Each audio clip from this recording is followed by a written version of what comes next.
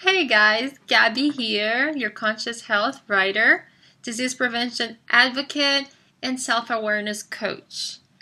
Today, I decided to make this video because to explain to you guys some things that have been happening in my life because I have not been here on YouTube very much.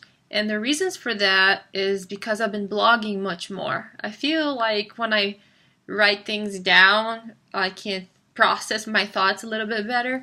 So I went back to blogging once a week, and some people want to hear more about what I have to say when it comes to emotional health. So I'm going to try to write videos about emotional health and what I blog. So I'll dig in deeper in my videos. As you can see, my whole life is a mess. Take a look at this. Because I'm moving out. I'm moving in with my fiance. Yes, I'm going to be married next year. Super excited about that.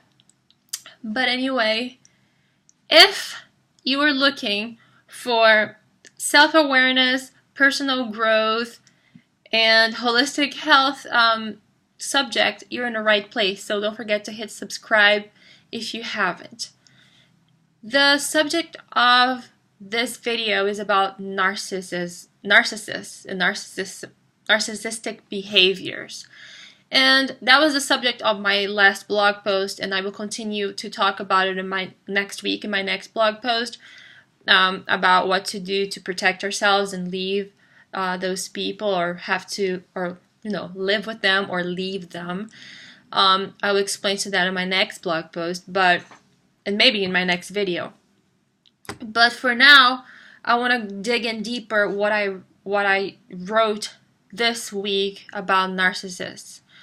If you haven't yet, I'm gonna write down for you the link below to my blog post where I talk a little bit about my past. And just a summary for you guys, I grew up in a very nice narcissistic household. My male model, which is really hard for me to say his name and his title in my life, but he's very narcissist. He's a narcissist, full-blown narcissist. And when you grow up with a narcissist, you are always being put down. You're always feeling out of place. You're always feeling like awkward in different situations because they're putting you down, because you're not right, you're not doing anything right. You have to protect them even though they're not doing things for you, or you're not doing what you would expect a parent to do for you. You are not feeling safe. They're not taking responsibility for not keeping up with their role in your life, and you catch yourself actually doing the opposite. You're caring for them and protecting their view or the view of others upon them. You don't want people to think that they're bad people. So you're protecting somebody that's harming you. And at the same time that they're harming you, emotionally blackmailing you. And I put a list of things there for you to see. When that happens, you lose sight of what love really is, because at the end of the day, that same person is going to go say goodnight to you and tell you that they love you.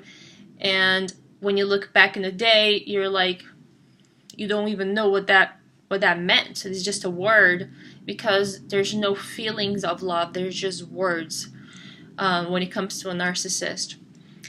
But anyway, so in my blog post, I told you that I found a notebook with a letter from my ex-boyfriend that he wrote to himself. And I don't know if he wrote it in one of my notebooks by accident, or if he threw the notebook in the garage. After I moved out of that relationship, we had a house together, and after I moved out of that relationship, he threw all my stuff in the garage until we got my name out of the house and he could refinance the house with somebody else.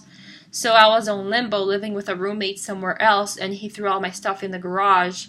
And when I picked it up, I grabbed everything, including this book, and moved everything in here. and I didn't even know what I had. You just see a bunch of notebooks, you put them together. And right now I'm moving out, so I don't want to accumulate any unnecessary things. So I was just going like this, like really quick. And I saw like his handwriting. And I'm like, what the heck is this? Because I thought I threw everything that belonged to him away. Or, all the letters and stuff that he had given me. And all of a sudden I see his handwriting. And I read it and I was shocked, like, beyond words. I can't even explain how I felt. Every single hair in my body was just standing up, even like the back of my neck. It was just like creepy. And he wrote a letter to himself, like a diary kind of, but in pencil, like it's a pencil written letter to himself. And the reason why I want to share this with all of you is because I don't know if you do have someone that that is a narcissist. It's very hard for us to understand the way they think, and we don't even know if they are aware of how they are and how much harm they cause other people. So sometimes we even excuse them because maybe they don't know what they're doing, or maybe maybe you're just being too hard on them, or you're just trying to find excuses to protect them because that's what you were programmed to do with people from your childhood. So anyway, I told you in the blog that I was going to read the letter, and this is why I'm making this video. So just hear this out, and you're not gonna believe the stuff I'm about to tell you. So if you want to know how to understand the mind of a narcissist, coming from his own words, reading his mind literally, stick to this. It's a 3-page letter, like I said, and he wrote this, interesting enough, he wrote this 2 months after I left. So it's not like it was a spur of the moment. It wasn't like it was, he was distressed or feeling any type of remorse, or which he doesn't because he is a narcissist, and you'll see this real fast. But when I saw this, at first I thought he was like writing a suicide letter. That's how it sounded like. But then I saw like the date of it is 2 months after I left. So he had the time to chill and think through. And usually what happens is if you love the person, you try to give them excuses and try to get them back, apologize or say, I messed this up, blah, blah, blah. During our entire relationship, he was always obsessive about me. I couldn't do anything. I always had to tell you where I was. I couldn't even go out with my friends without calling him every 5 minutes. And there's this one time that I will never forget, because I really can't forget, I was at my friend's kids party, and he didn't come with me. He didn't go because something happened. He didn't want to go. He was very socially awkward. But I wanted to go because I hadn't seen my friends in so long. But anyway, he was really unhappy that I left and without him, that he didn't go with me. So he called me like every 7 to 10 minutes that I was away from him. And to the point that my phone was dying, and he was taking me off so much that I was like, you know what, I'm just going because I'm just so stressed out here. I'm not having fun here. I was really ticked off. And I left, and he was still calling me. But at this time, I'm already going back. I'm already mad at him. And I'm driving back. And he's calling me so many times and I need my GPS because I didn't know where I was. And I couldn't even see where I was going because he was calling me so many times. That's how obsessive he was, so controlling of me. And then I would tell him every time that, we would argue, which was a lot, that he was controlling, and he would go nuts on me saying that he was not, and, giving excuses for his bad actions. And, then he would have panic attacks every time I would tell him that I wanted to leave, and that, I didn't miss him, that would be a sign that I didn't love him, for him just to let me go, and he wouldn't let me do it. So it was like a struggle. But anyway, going back to this letter, I just want you to understand how obsessive he was with me. So you would think that he loved me. That's what a lot of the times I didn't want to leave because people would tell me, hey, this guy, he sounds and acts like he really loves you. Why don't you give yourself a chance? But seriously, I could see through him. I knew something was wrong, and I just couldn't do it. I even told him many times, or a couple of times, I said to him, like, please don't ever propose to me because the answer will be no. And he would make me feel bad, saying that he was already looking for rings. But I said, I'll tell him, like, we argue so much. Please don't ever ask me to marry you and just let me go. But he wouldn't. Anyway, let me go back to this letter. I ended up ripping the pages because I was like, ugh! I freaked out so much, and I ripped the pages out of the notebook, and I was gonna like throw it in the trash. And then I decided this was actually a very good material to make people aware of, because we really never we can't read the minds of people that are narcissists. And literally, let's read it together, okay? I'm just showing you, like, it's a pencil written letter. And so here he goes. Try not to freak out, okay? Okay, let's go. I write, quote, okay? Quote, I write not to be remembered. My thoughts make up who I am. A name is a label to title the emotional being that I am.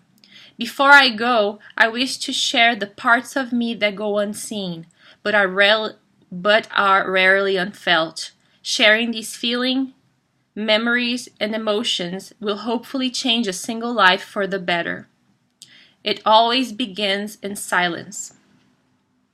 Not silence as you may conceive the word to mean. I sit here surrounded by the type of silence that moves me. I feel it important to share myself with you. Many will move to the place that portrays me a good man. I believe that no one will voice any different. I assure you, I am not. I drift through this life as an agent of selfishness. I am a master manipulator, feeling shame for nothing that I take advantage of. Living knowing what I am and what I do. I only fear loss of control. I preach acceptance when I have none.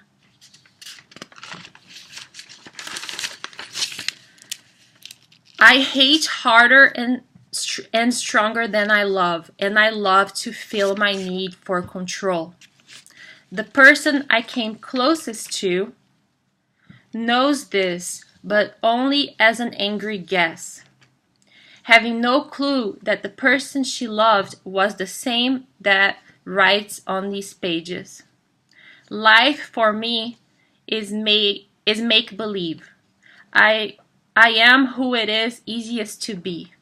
A note you should know, I am far from depressed. This isn't some text to provide clues to my mental well-being. I'm happy to be this that I am. I regret nothing. Do I want to be different? Maybe, if I knew what different was. I am me, the same as many, but unique just the same. I pretend to be. I am very good at it. I don't know why now I feel the need to be honest. Maybe my reign is coming to an end and I want to live on in any way I can. I know how I started this. I'm sorry, he didn't put up like some punctuation. So he says, maybe my reign is coming to an end and I want to live on in any way I can. I know I started this with a statement that says the contrary. Truth be told, it doesn't matter. I write this for me to Hold on one second. My cat is like doing something, chewing on my cable. Sorry about that. Cats will always be cats. So, I want to live on in any way that I can. In any way that I know. Maybe my reign is coming to an end and I want to live on in any way I can. I know I started this with a statement that says the contrary. Truth be told, it doesn't matter. I write this for me, to hear my thoughts, to impress myself. I will live out my days in a make-believe world, pretending to care. No one will ever catch on. People will enter and exit my life never knowing that I was what I really am.